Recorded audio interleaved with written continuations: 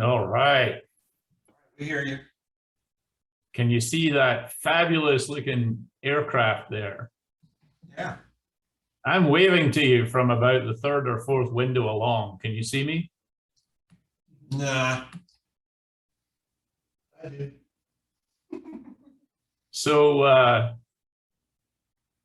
for those of you who have not met, it's a pleasure to meet you electronically or virtually, and it's unfortunate that I was not able to be there in person today, particularly after I was promised kolaches, which I'm particularly keen on. I hope they were good. Yummy. Sausage and ham and cheese. Dang. Oh well, next time. So as you can probably tell, I'm not from Houston originally. I grew up in Far East Texas, about 5,000 miles east of Houston, in Scotland. I'm an engineer by education. Don't hold that against me. I've had two separate careers. My first career was in multiple disciplines in an oil and gas company, and then about 22 or 23 years ago, I jumped the fence and became a consultant in project management and risk management. I've been doing that ever since. Oh, great. The flipping yard crew has shown up here. Hopefully you can't hear all that. Nice and quiet. Okay, they'll get noisier. I'll just have to talk louder. So the company I'm with now, vPSI Group, I co-founded in almost 20 years ago. I think next year is our 20th year. And we've been doing risk management and project management consulting through that vehicle ever since, really. And we do a broad range of different services, all the way from process safety, IH, and we specialize in making sure organizations actually learn something when something goes wrong. So if you all think you're good at instant investigations, I'm here to tell you that you're not, and we can measure it. But not everyone's willing to listen to that message.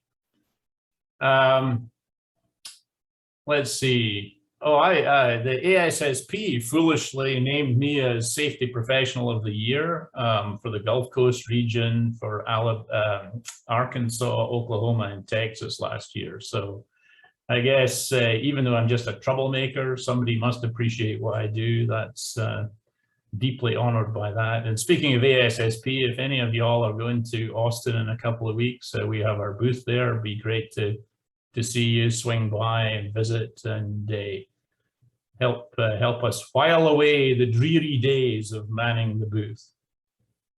Anyway, on to the presentation here. So we've got a small group today, and that means that we can be interactive. If anybody has any points they want to make, any questions they want to ask, anything they want to argue about, then by all means jump in, and we can have this be a kind of a two-way discussion rather than just me droning on in the corner of your screens here. So the idea behind this presentation is kind of to reassure everybody. One of the things that we see folks worrying about in the HSE world is, are they doing the right stuff, and are they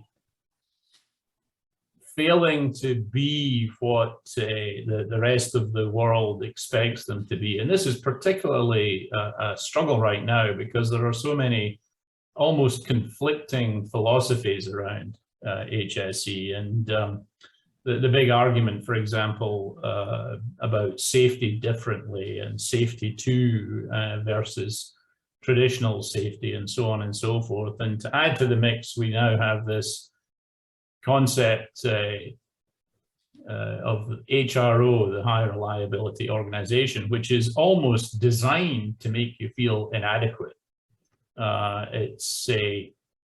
It basically, as it's presented traditionally, it's presented as you ought to never get anything wrong. if you've designed your processes and management systems appropriately. And so the purpose of this presentation is to make you feel less inadequate. And when you start to have people come at you with this HRO stuff, I'm going to arm you with some kind of defensive mechanisms here. And that's where the subtitle of this presentation comes from. Has an airline ever lost your luggage? And so I'll explain that as we get into it. So HRO versus HRO, has an airline ever lost your luggage? So jumping into the worst possible slide here, a very busy slide with lots of bullet points on it. This is how high reliability organization, or an HRO, is defined. This particular definition comes from the United Kingdom's Health and Safety Executive, who are really up on this stuff. And there are various other definitions out there, but this is probably the most brief and to the point. The idea behind the high reliability organization is six-pointed, essentially, where it's the anticipation and containment through defensive mechanisms, or redundancy, or consequence management, competence rather than just training, and then learning from stuff that does go wrong. Those of you I've met in the past have probably heard me ranting and raving about the ridiculous concept of root cause analysis, and you'll see that I've scratched through root cause. That's just a philosophical difference I have with the rest of the world, that there's actually no such thing as a root cause, and that we delude ourselves when we use that kind of language. It often leads us very, very badly astray. Anything that you call a root cause, I can still ask why, which means it's not the root cause. It means it's the effect of some other cause, and that basically can be pursued infinitely, or ad infinitum, to throw some Latin in, although it's very early in the day for Latin. Other things that you're expected to have in an HRO, as it's defined here. The idea of a just culture where folks are not in any way intimidated, where people are ready to report deviations, where they're ready to report problems, where they're ready to stop work, or and we see different expressions of that now. The stop work authority in some organizations has now been described as the stop work obligation. And then a relatively new development is a thing called start work authority, which is kind of a more positive spin on the whole idea of the ability to just grind things to a halt if people are uncomfortable. And then there's a whole bunch of the usual stuff about leadership, because of course the leadership always sets the tone. People do the things that they think their leadership cares about, and this is why we're still battling the foolish notion of TRIR, because the leadership in our organizations generally get their bonuses based on TRIR, despite its lack of value as an actual performance metric. So when people do come, the folks who are going to try and sell you on HRO stuff, they're going to be retired fighter pilots, or SEALs, or some kind of upscale military or former military dudes. And they have great stories to tell, and it's very distracting. But the examples that are most often put forward of an HRO are things like commercial aviation, particularly aircraft carrier flight decks. That's a tremendous example that's very often put forward. And then the world of nuclear power generation. And so I'm going to take these examples, and we're going to discuss a little bit why we should not be intimidated by these ideas of high reliability organizations, and why you probably don't need to operate your entire organization like an aircraft carrier flight deck. So let's try and decide if we are already as HRO as we need to be in our organizations.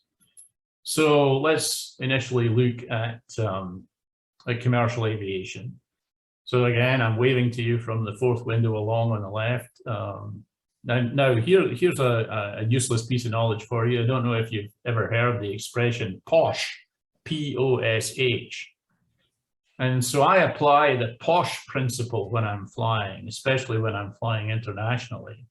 And POSH actually stands for port out, starboard home. And it dates back from the days of the British Empire when folks were sailing out to India and Ceylon and so forth. And it was actually more expensive to have a cabin on the left-hand side of a boat going out to the Far East, because it's cooler.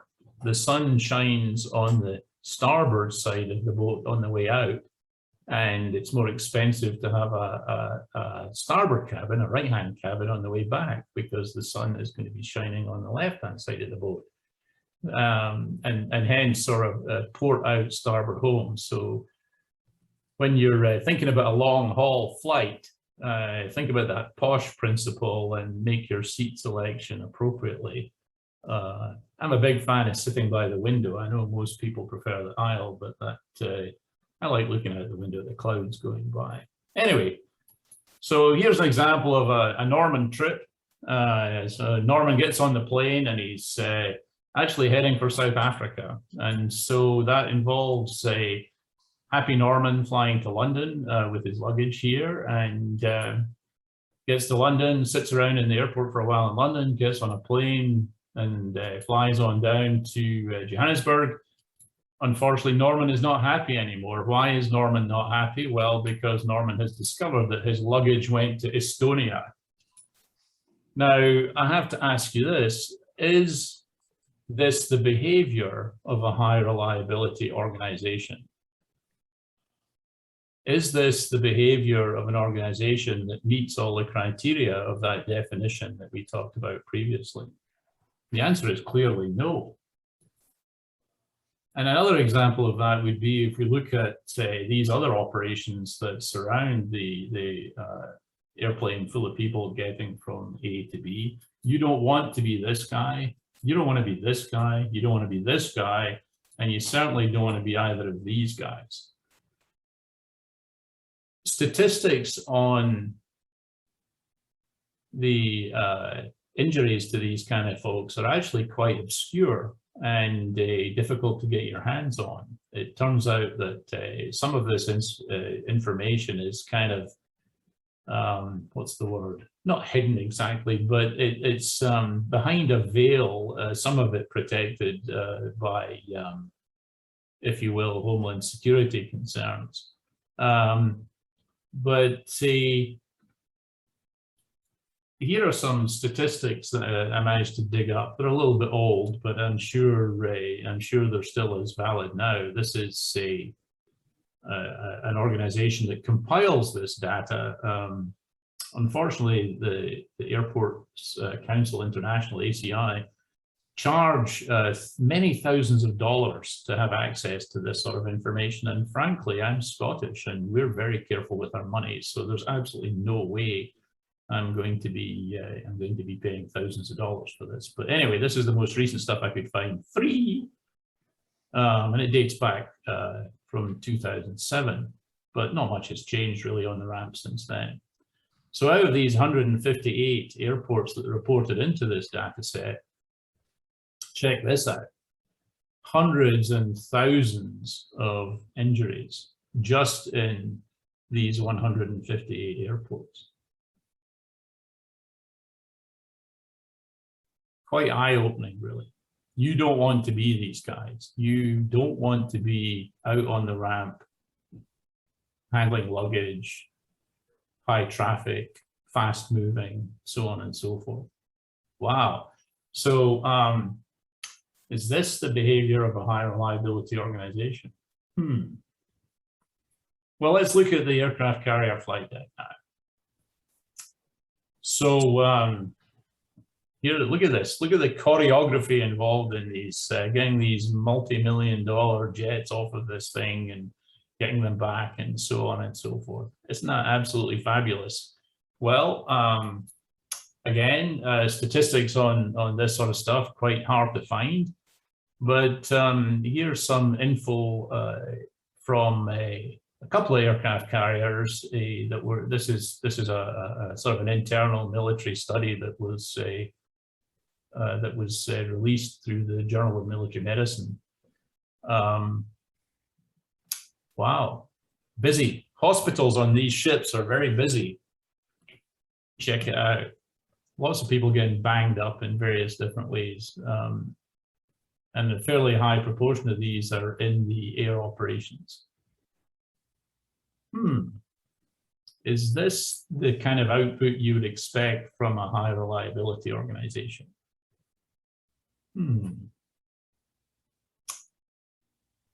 Okay, well, let's look at nuclear now. And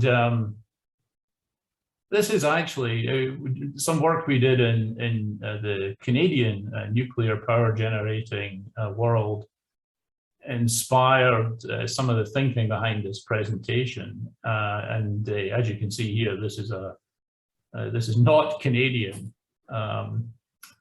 but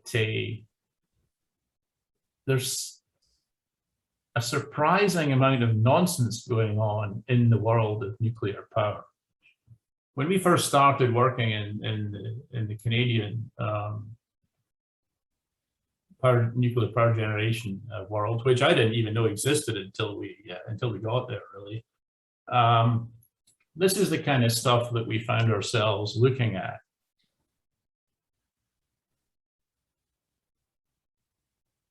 People banging each other with tools, driving forklifts into walls, falling off of scaffold, things breaking, cranes failing. That sounds like just about everywhere else, doesn't it? That sounds like a very kind of normal operation. Just lots and lots of minor little things going on. So wait a minute, is nuclear actually a high reliability organization? Because you would hope that, what the heck is going on here? There's tons of this stuff.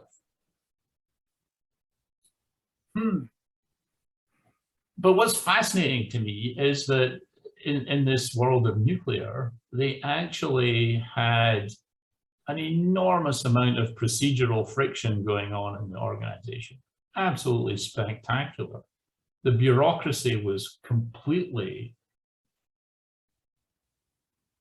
I can't even describe it other than with a picture. So don't try to read this, but just see the basics of what's going on here. At the top left-hand corner, there's a door they can't close because there's a hose going through the door. Now, the good news is that by the bottom right-hand corner, the door is closed and the hose is nowhere to be seen. But can you see all of the BS that has to be gone through in this organization to get from the top left-hand corner to the bottom right-hand corner? It's absolutely spectacular. Even the most minor problem has to go through this process. How many meetings are there on this process? How many reports are there on this process?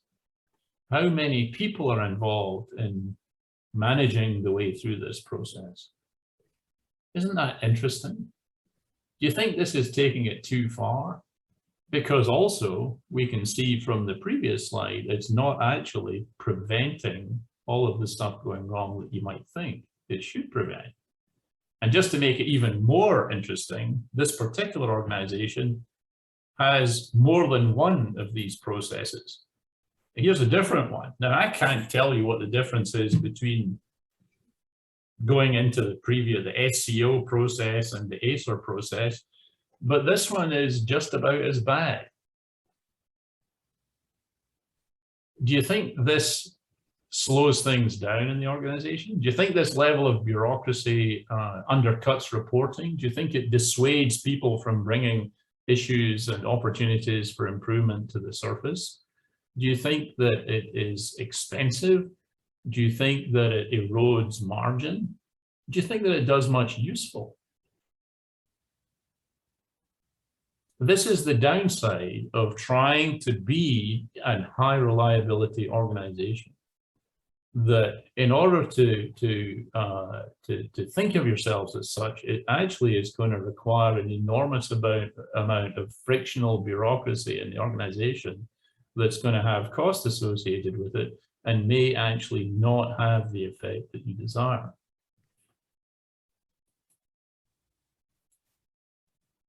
So there's a kind of pragmatism required here. Pragmatism is one of my all-time favorite words, because what it means is that we have to take the theory and think about how we can optimize that theory for a benefit that's actually worth having at a cost that's worth incurring.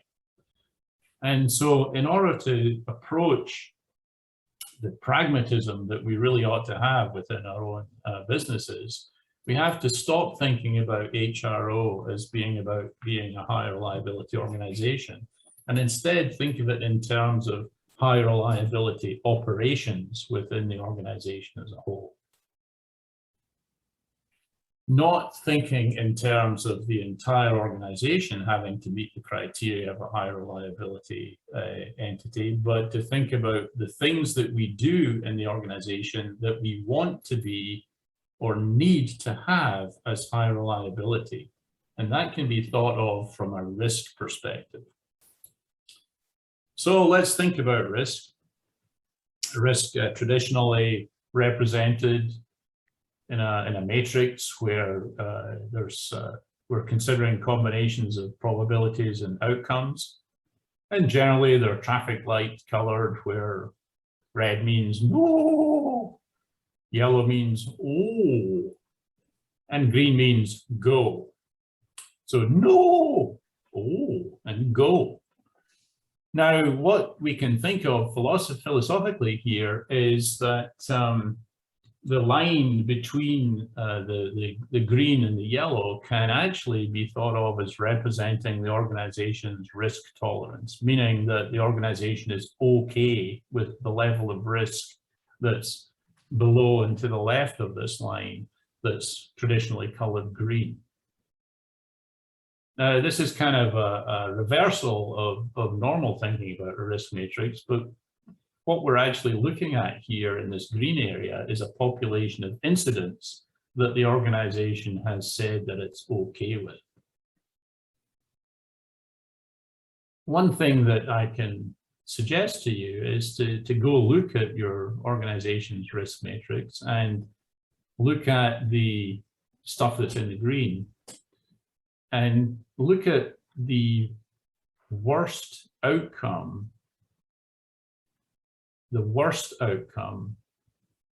that's in the green.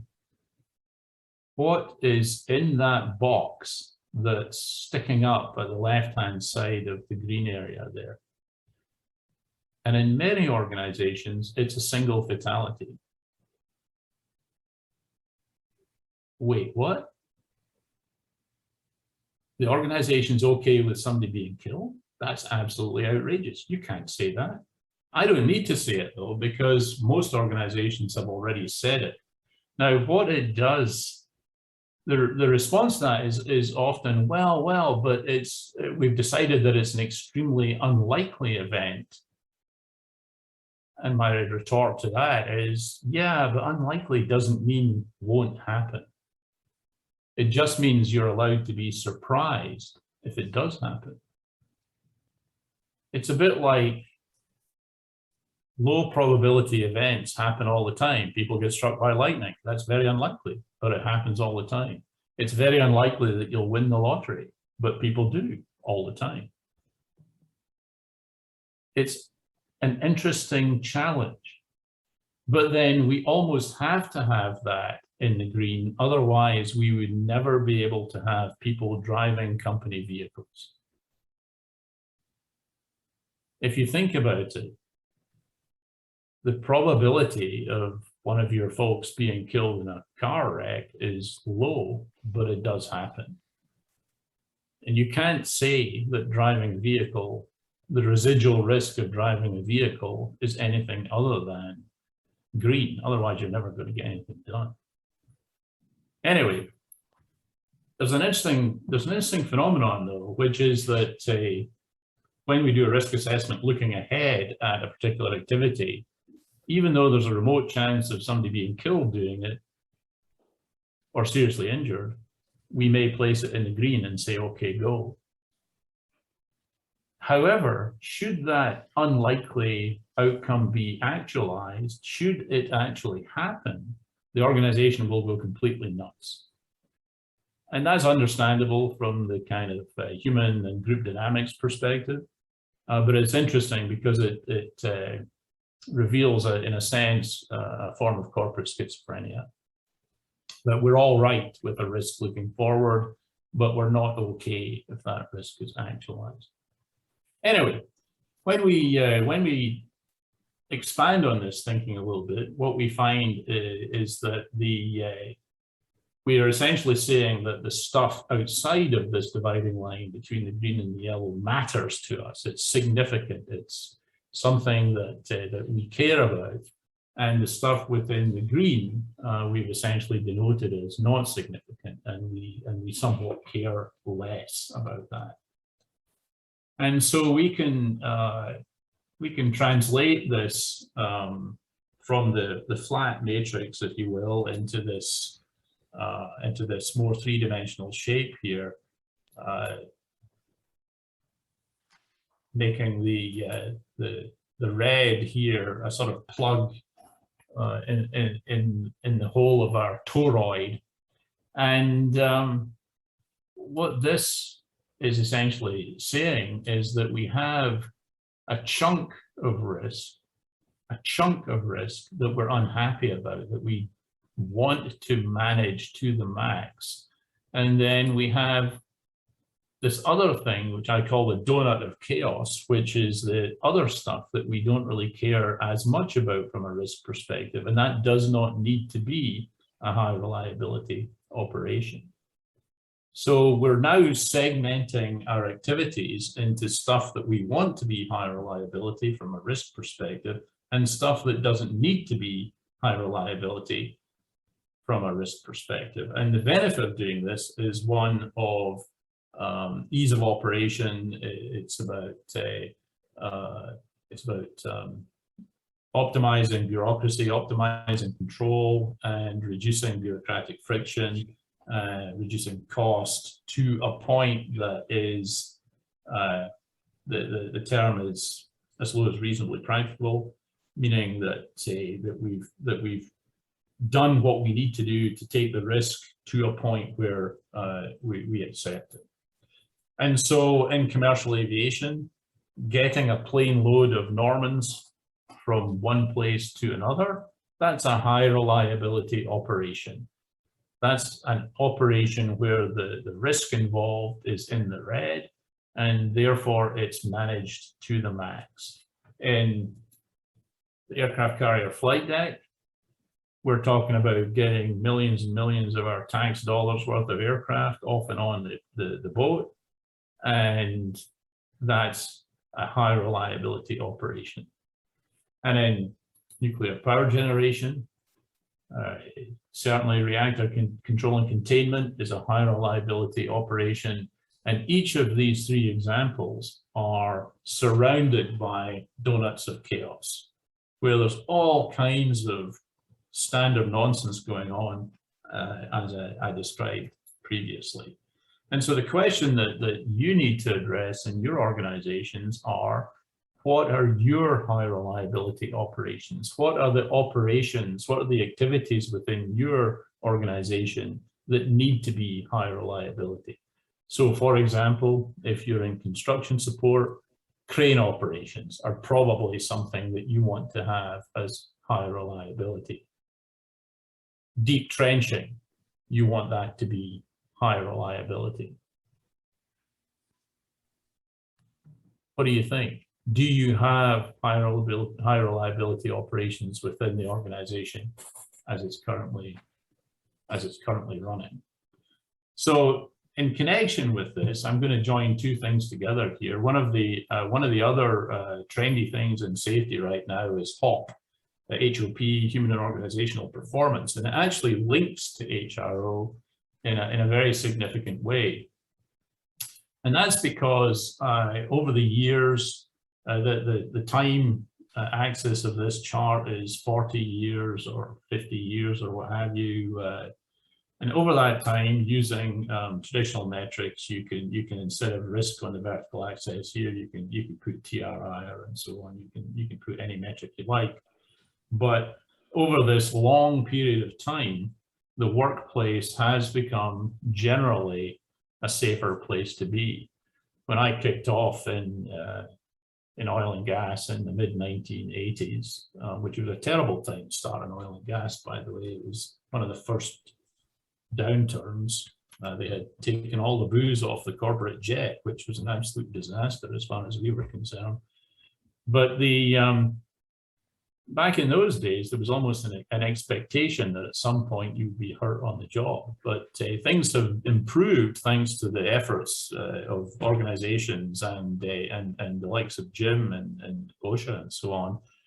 The workplace risk has improved, has got lower and lower and lower, to a point now where in many organizations it's approaching this alarm level of as low as reasonably practical. Now that doesn't mean that no one's getting hurt. It doesn't mean that nothing's getting broken. It just means that reducing the risk further is actually going to be quite tough. So it's job security for HSE people, in fact. Anyway, how have we got here?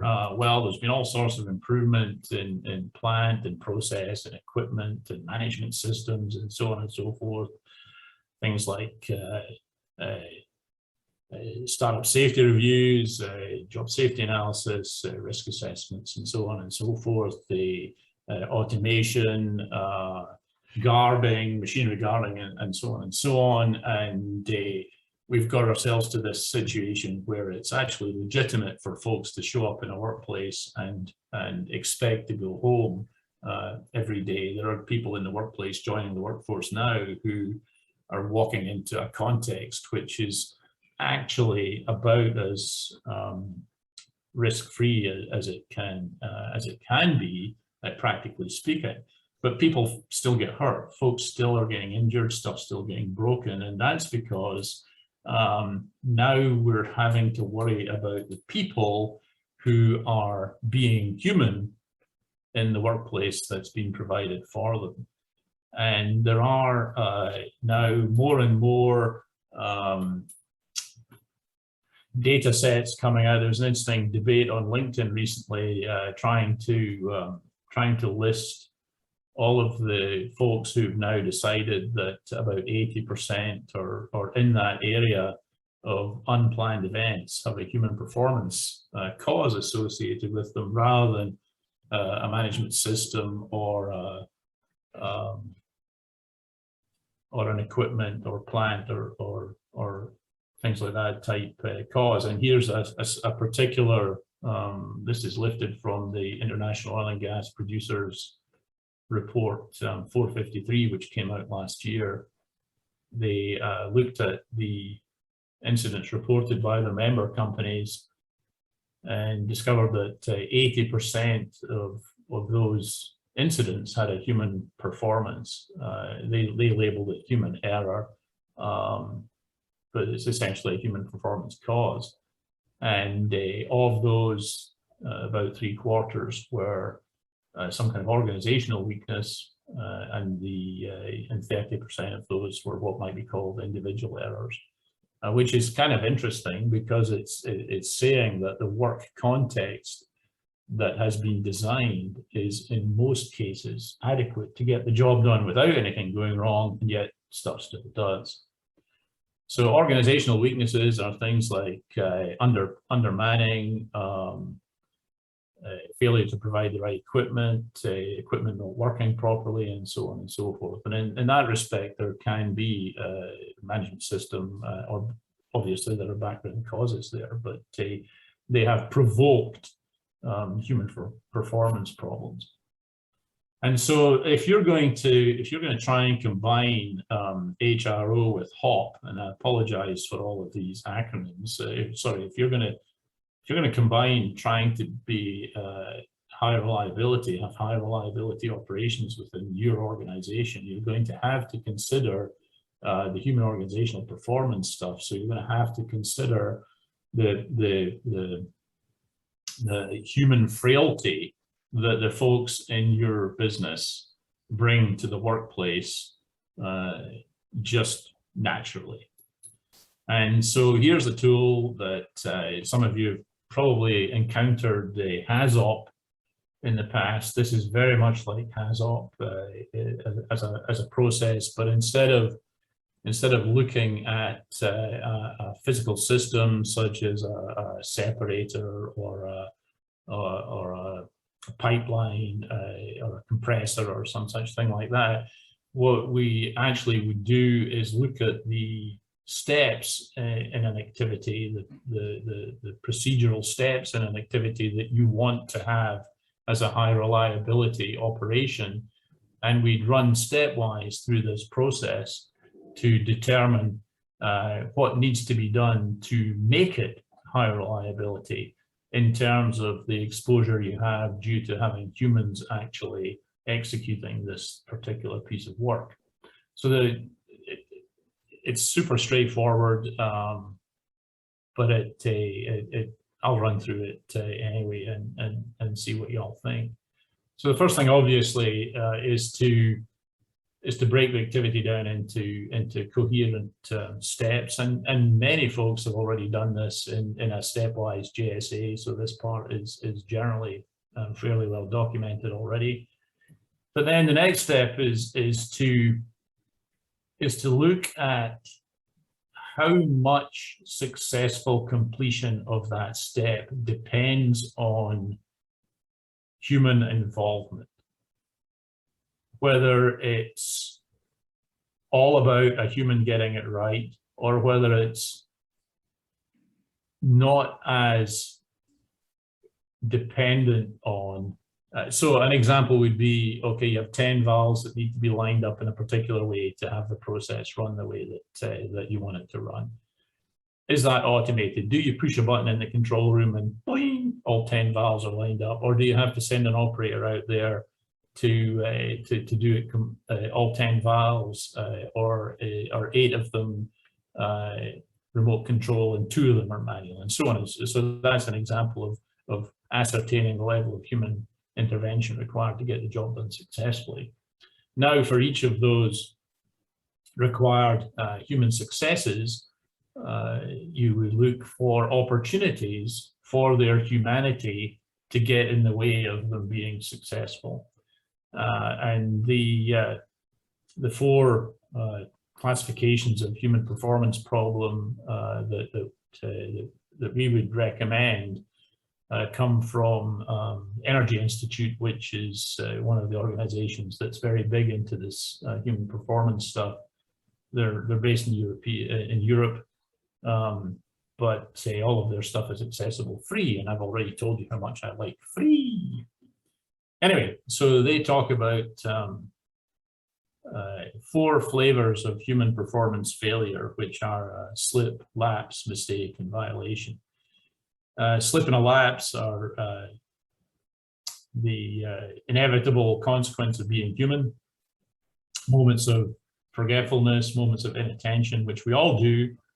There's a great deal of research in this area, and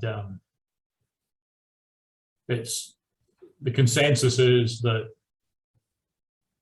each individual, just by virtue of their humanity, will have between 5 and 10 slips and lapses per hour.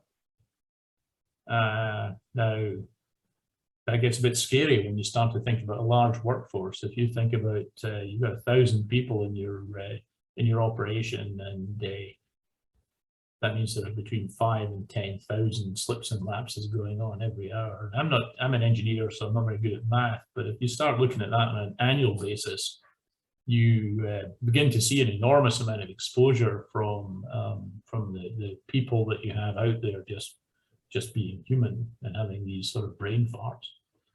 So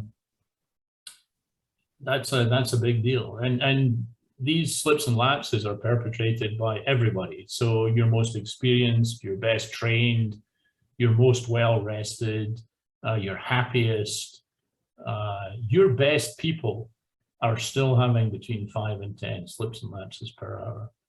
And most of them don't amount to anything. But in the context of this analysis, you're going to look for places where they would have a negative impact that you care about. And then we're going to put those onto a risk matrix like we looked at before, where we are going to say, okay, we can't have this. It's absolutely in the red, or we're kind of okay with this, but let's think about whether it's worth a bit more detailed risk management, stick it in the yellow, and then say, you know what, the system here is designed to fail safely or fail softly, and so we can actually live with it. And then the next step is to look at the ones that you've decided need to be managed in more detail. And you can start to look at things like the management of knowledge, skills, and ability, competency, which apply into the mistake classification of the human performance, manning levels, engineering, controls, and so on and so forth. And then look at how you have transitioned that risk from a red to a yellow or to a green, depending on where you think it ought to live. And then if you're smart about it, you're going to validate some kind of effectiveness. You're going to do some kind of effectiveness validation on what you've come up with. And this is the only thing. This is kind of a sales pitch, and I'm not going to say anything about it, but we can do that. And then obviously you have to maintain that and do a plan, do act, a revised type loop on it to make sure that you're actually getting the value out of it that you thought.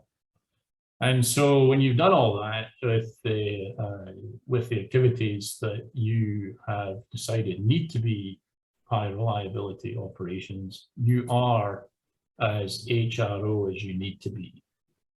And so that's the conclusion really, is that in most cases you will find when you look at your operations in detail, you're already as HRO as you need to be. And don't be intimidated by all these fighter pilots and so forth coming in and telling you that you're not good enough, because in most organizations, just through traditional risk management, you've actually done a very decent job of this already. And you're probably, I'm going to say this again, you're as HRO as you need to be. So high reliability operation rather than high reliability organization. Now, if you're interested in digging into this more deeply, particularly if you're interested in looking at the traditional thinking on an HRO, there are a couple of references here, which again are free, and you can find them on the interwebs and have a look at this stuff. Do your own research, and if you want any more, then I'm obviously very happy to talk about this. Ask me questions, link up on LinkedIn, tweet at me. Don't bother with Facebook. But that's all I had for this morning. So if anyone has any questions or comments, then this is a great time to have a little discussion about it. Well, hey, Norman, it's Kevin. Kevin. So I was wondering, I was going back to near the beginning of what you were saying and showing the chart with the trend line going down as organizations. Well, actually, I guess it was actually when you started talking about HOP. I wanted to tie that into something. I was just thinking about it. They took care of all the stuff related to the plants, the equipment, I guess, the facilities, right? And then processes helped implement a lot of changes that affected the loss experience, where it improved the situation, but still we have these issues, right? Yeah. And you're focusing on the human side of things. And I keep thinking about how that was tying into the earlier part, where they have the risk matrix, but they have that level of tolerance when things can fall into those green categories, or even maybe the border yellow. And still there are chances that some of those things they find acceptable can result in serious injuries or fatalities. And so what I'm getting is that a lot of organizations can have these segments of their operations, specific things that they do, that can be considered to be critical and fall in the category of needing to be high reliability. There's other areas that also are impactful in the chance of having serious injuries and fatalities, and that should be another area where they should apply similar focus. Is that what you're trying to say? Yes, indeed, and many organizations are already doing that, and that's the sort of reassurance part of this, is that through traditional risk management, much of what you need to be doing, you're doing already. But the part that many organizations are not yet doing is the HOP stuff, where they're looking at the way that people behave in the workplace. It's not to say that those areas need to be addressed in the same way that you would for the other HRO issues. Well, it's that's right, and the risk can be not just a people risk, but it can be things like it can be a business risk. So for example, we did some work a couple of years ago in a French fry manufacturing facility, and they were completely they were already HRO in an operational sense when it came to hygiene, for example, and the removal of foreign bodies from the potatoes. Actually, what was interesting about this was it was in Europe, and the very first part of their process, when the potatoes get dumped out of the 18-wheelers, is that they roll through some very large magnets to remove unexploded munitions, which date back to the First and Second World Wars. That's hilarious. So they fairly frequently get hand grenades attached to, because hand grenades look like potatoes, when they've been in the ground a while. So they fairly frequently get hand grenades. But then they had a big corner of their warehouse where they had pallets full of French fries. They didn't know what they were, and they didn't know where they were supposed to go. So, their high reliability operations were around the food hygiene and foreign bodies in the process. But their donut of chaos was elsewhere. So, yeah.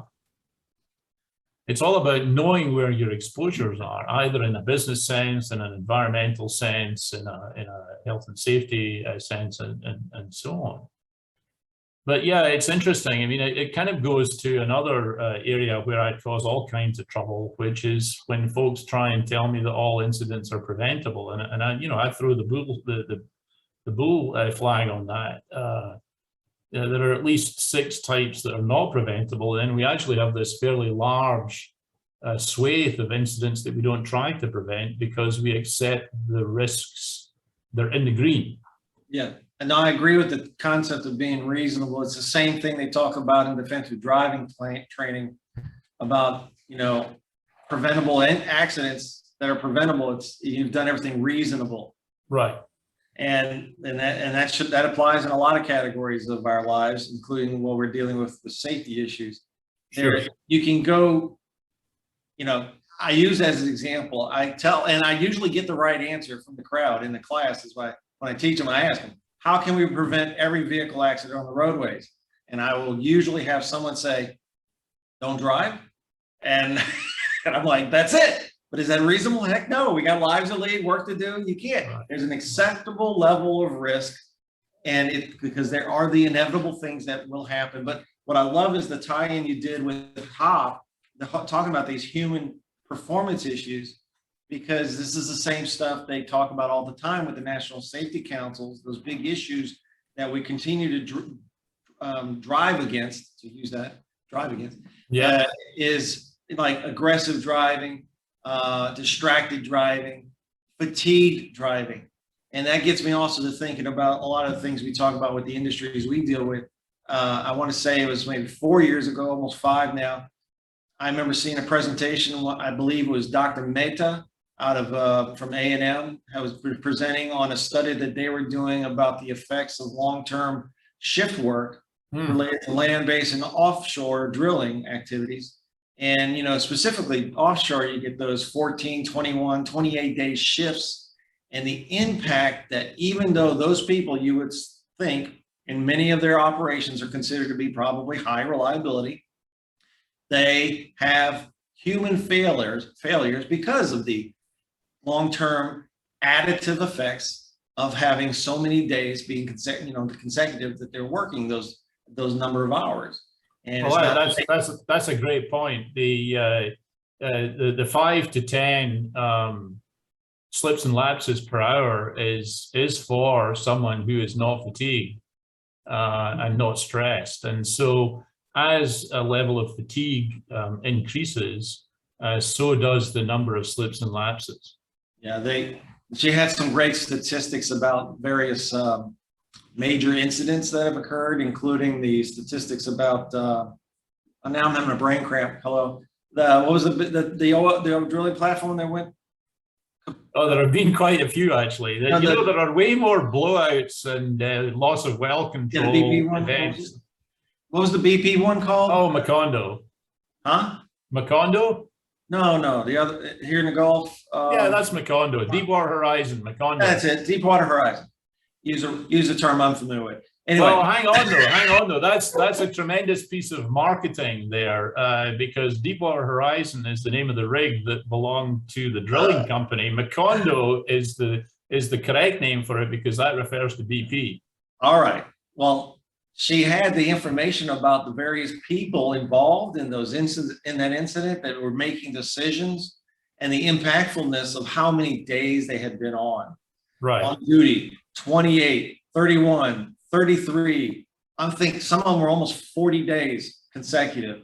And so the impact, the emphasis that they're trying to make in that study, obviously, is the impacts it makes to their decision making or lack of it. Like you say, these what is it called? Lapses and what? Slips and lapses. In particular, they're not necessarily making mistakes, but it's things they're not catching because you know they got equipment telling them stuff, and maybe they make poor decisions based on the information they're getting because they're not thinking properly. Right. If anyone's really interested in the effects of fatigue, Energy Safety Canada on their website, I'm all about free resources. Energy Safety Canada has a tremendous document about fatigue management that goes into this kind of stuff in quite some detail. One of my colleagues was involved in writing that, and it's a spectacular piece. It's actually, the problem with that sort of thing is it's very challenging to the way that we're used to working. Because the answer is similar to heat stress, and that we know the answer to fatigue, we know the answer to heat stress. It just costs money, and the problem really is that money's not being made available to combat these things. What was that link for that one? Energy Safety Canada. Energy. They have a fatigue. I can get that. If anybody wants that, just drop me a note. And actually, if you send a note to info@vpsigroup.com, my Canadian colleague who was involved in writing that actually receives those emails. So you can. It's always a good idea to take me out of the loop, and that would be a good way to do it. But yeah, there's this. I've really just scratched the surface of this stuff today. But it's where we need to go if we sincerely want to continue to improve the safety of the workplace, we need to be taking this stuff into account.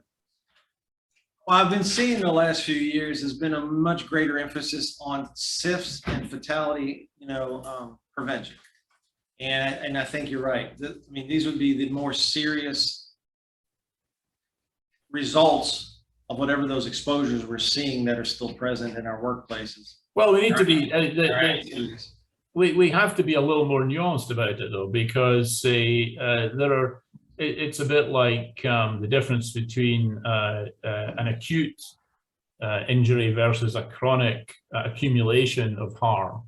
That we have to also be aware that that a whole bunch of stuff that's not particularly serious has the same impact as one big thing that is really serious.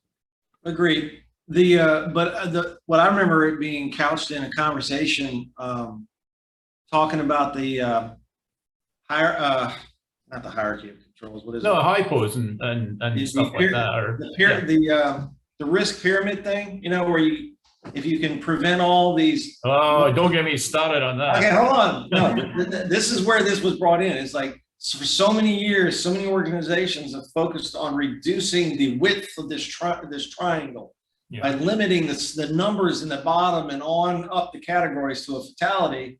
Whereas, unfortunately, there's many outliers because of operations that you don't have all those leading indicators of smaller close calls or smaller injuries. It just jumps right to a serious injury or fatality, boom.